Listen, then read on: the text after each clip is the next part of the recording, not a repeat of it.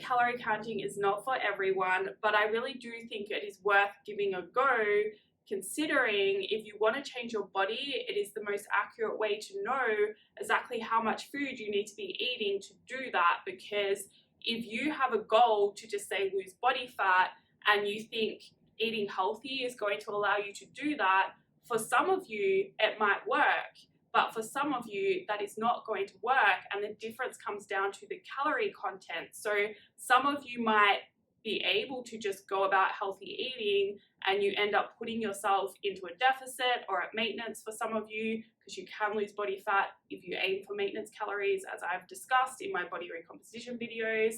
But anyway, for some of you, you will just coincidentally put yourself into a deficit or be eating at maintenance by healthy eating, and it will work. But for others of you, you will go down that healthy eating path thinking, oh my goodness, I'm going to get great results because I'm eating so healthy now. And what you're actually doing is choosing a lot of calorie dense foods still, because healthy foods can still be calorie dense. And then you are actually putting yourself into a surplus and you're going to be gaining body fat, which is not the goal. So it comes down to calories, which is why you need to have some way of controlling your calorie intake if you have a goal to change your body. And if you don't calorie count, how do you really know how many calories you need to be eating? It's all well and good to then say, okay, I want to lose body fat, so I'm just going to eat as little as possible and I'm going to eat healthy. That doesn't work long term, because first of all, if you put yourself into too big of a deficit, you're going to mostly lose muscle mass, because it's easier to lose muscle than it is to lose body fat. And you probably are going to end up being too hungry to actually stick to that for long. So then you're not going to get the results that you deserve, because like at the end of the day, this is a time thing. Like you need to be able to stick to the process for as long as possible to get good results, because fat loss takes time. Anyway, so this video, I'm going to share 3 tips to help make calorie counting easier, because I do think it is something that everyone should do at some point, just to get an idea. Like, it increases your awareness of food and what is actually in the foods you are eating. It increases your awareness around what foods you should be eating more of in your day to support your body, not only in terms of your health, but also in terms of like your goals, if your goal is to lose fat or build muscle. And then it also actually gives you freedom around food if you use it the right way.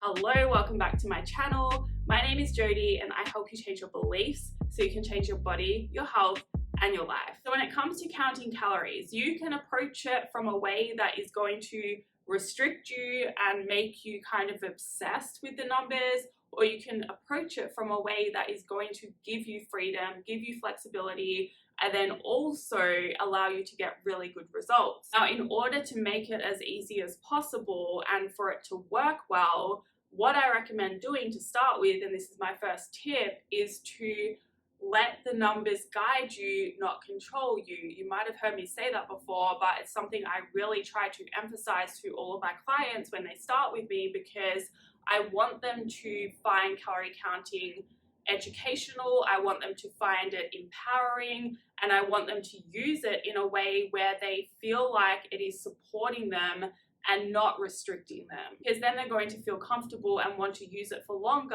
And again, not to become obsessive or feel like they need to, but the body transformation process takes a long time. So it is likely, if you want to keep changing your body, then you will have to spend years like counting your calories, because it is the most accurate way to know how much you need to eat for the particular change you want to achieve.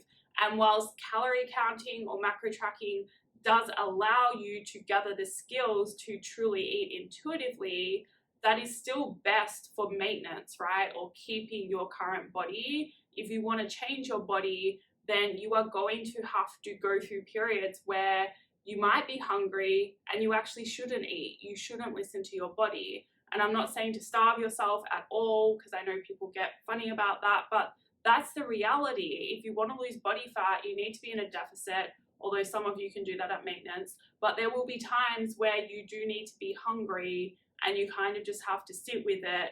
And that is like, it's part of the process. And it works the other way. If you want to build muscle, eventually you will need to go into a surplus, and you will need to eat food when you don't feel like it and you're not hungry. So you can't just listen to your body if you want to change. It's not going to work for you. It is going to lead you in the wrong direction. Now, that's not to say that you have to track every single day of the year, or you have to be perfect. You don't have to be perfect at all. Stop putting that pressure on yourself to be perfect.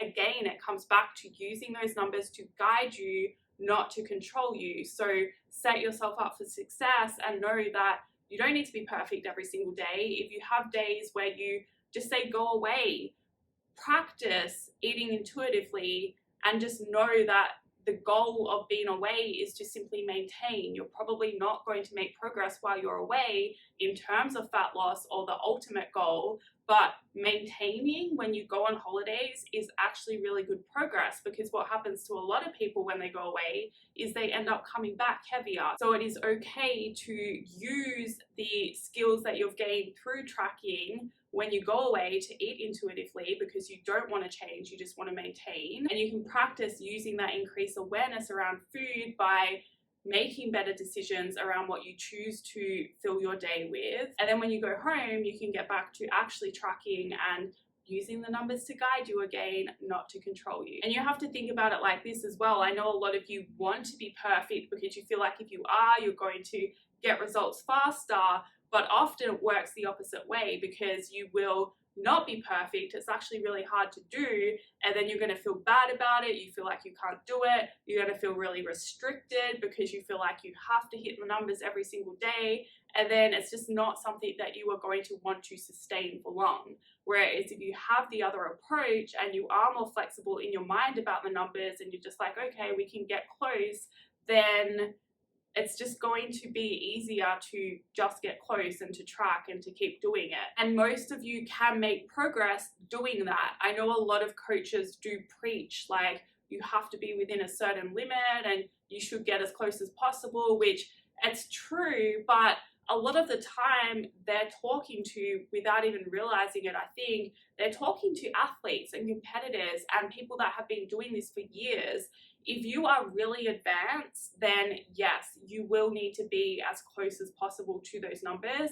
But if you're just starting out, if you're in your first few years of going through body recomposition or working on changing your body, you do have a lot more flexibility than you think, as long as you are tracking. Like, I know a lot of people take that flexible approach a little bit too far, and then just they don't track, and they think, oh, I'm in a surplus now, I've got more calories to play with, so I just won't track because I know I'm eating enough food.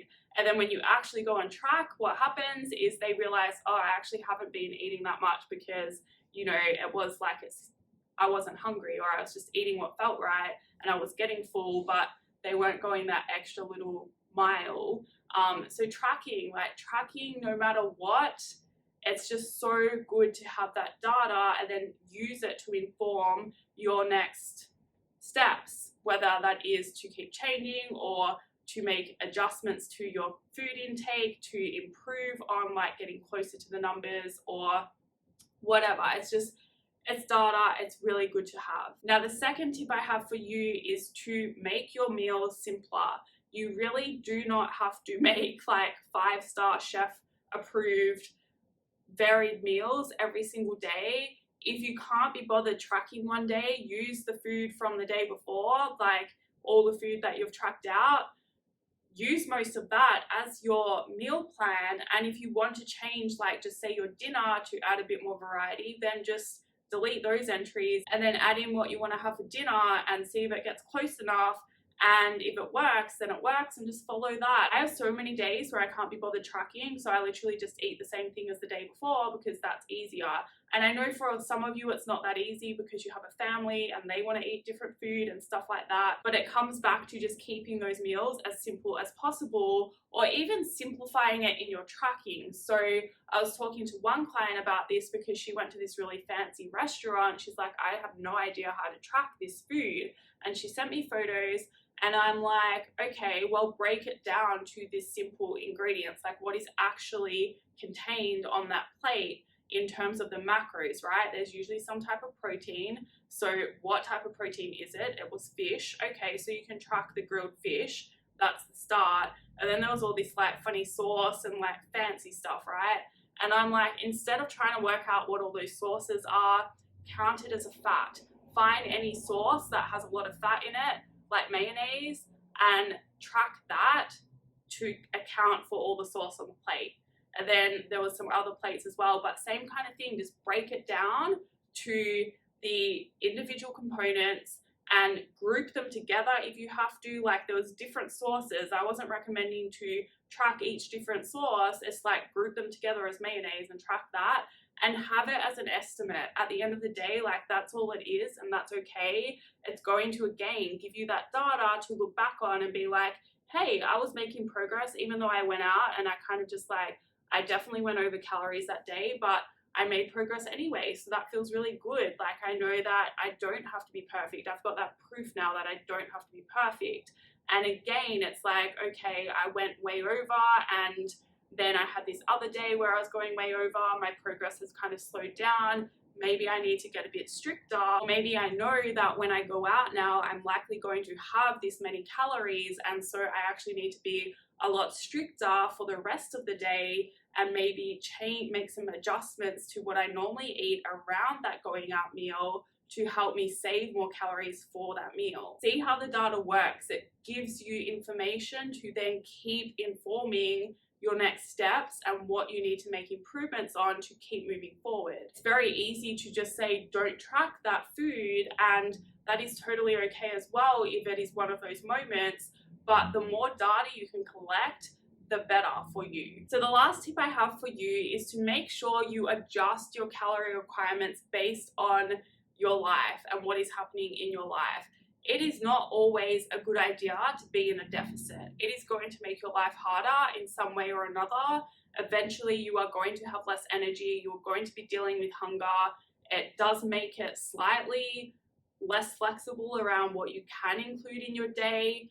And if you're going through a stressful period, if your body is healing from something like being sick or injured, if you are on holidays, it is not the best time to be in a deficit in most cases. So adjust things, put your calories back up to maintenance. You will not go backwards, you will not gain body fat if you just go back up to maintenance. And so let yourself succeed through that life period, right? Like rather than trying to force yourself to continue to stay in a deficit when it's not really an appropriate time, set yourself up for success by moving your calories back to maintenance and aim for that. Use that number to guide you. It is going to make you feel better about the process rather than feeling like you can't do it and it's just getting too hard. All these little things matter, and making sure you are always feeling good and feeling like you can do it and you can keep going, that is going to help you so much more than trying to be in a deficit forever. That is all for this video. Thank you for watching. If you liked it, please like it. If you'd like to see more, please subscribe. If you have questions, feel free to leave a comment or send me an email, and I will see you in the next video.